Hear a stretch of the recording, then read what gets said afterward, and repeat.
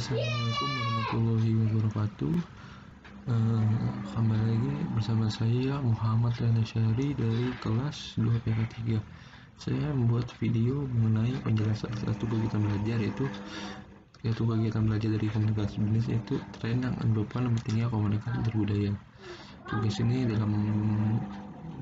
adalah tugas praktik saya dalam komunikasi bisnis. Nah, pertama itu apa yang kita bahas di sini? Nah, pertama itu kita akan membahas apa itu komunikasi antar budaya. Habis itu tren yang merupakan pentingnya komunikasi antar budaya. Nanti ini terbagi menjadi dua, yaitu pertama globalisasi dan kedua itu angkatan kerja dan latar belakang yang berbeda. Jadi kita akan membahas mengenai apa itu komunikasi antar budaya. Nah, secara singkatnya itu komunikasi antar budaya itu adalah komunikasi yang terjadi di antara orang-orang yang memiliki kebudayaan yang berbeda. Bisa beda ras, etnik, atau sosioekonomi, itu gabungan dari itu semua. Contohnya itu misalnya kita berkomunikasi dengan orang barat atau orang barat seperti itu, maka komunikasi itu adalah komunikasi budaya, karena kita dan dia itu memiliki budaya yang berbeda satu sama lainnya. Oleh itu dibutuhkan komunikasi antar budaya agar kita bisa memahami secara verbal dan verbal pada satu sama lain antara kita dan orang tersebut. Menurut ahli atau Bove dan Thiel, komunikasi antar budaya itu adalah suatu proses mengirimkan dan menerima pesan-pesan antara orang latar belakang budayanya dapat membawa mereka mengartikan tanda-tanda verbal dan non-verbal dengan cara berbeda. Ini menurut Bove dan Thiel di bukunya itu Business Communication.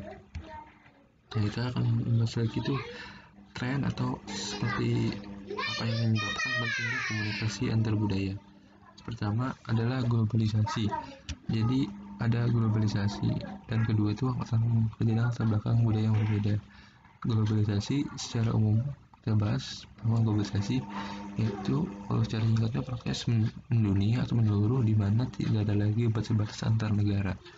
Jadi semakin maju zaman kita bisa lihat negara-negara sudah tidak lagi terpisah oleh waktu dan jarak, sehingga dampaknya salah satunya itu adalah munculnya pasar global atau pasar yang dunia itu sudah terjadi.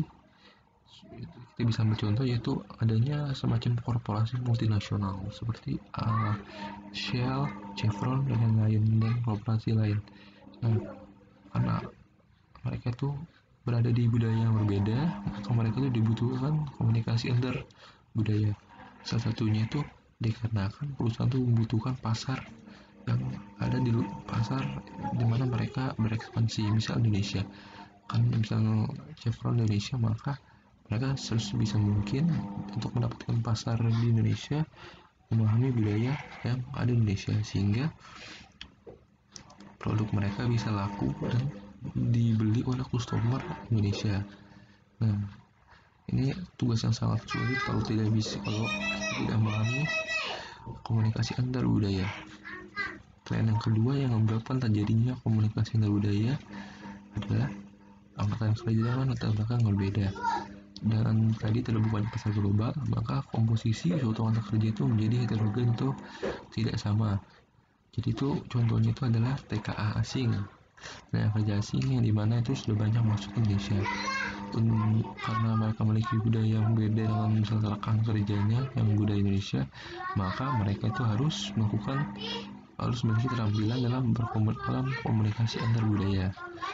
Nah, karena kalau mereka tidak paham budaya lokal atau budaya di tempat mereka bekerja, maka mereka mengalami kesulitan sendiri.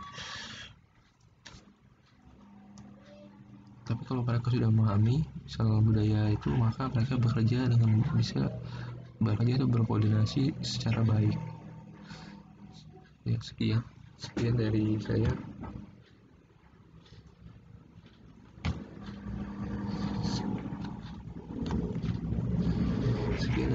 Mohon maaf bila ada kesalahan mengenai ini, karena saya di sini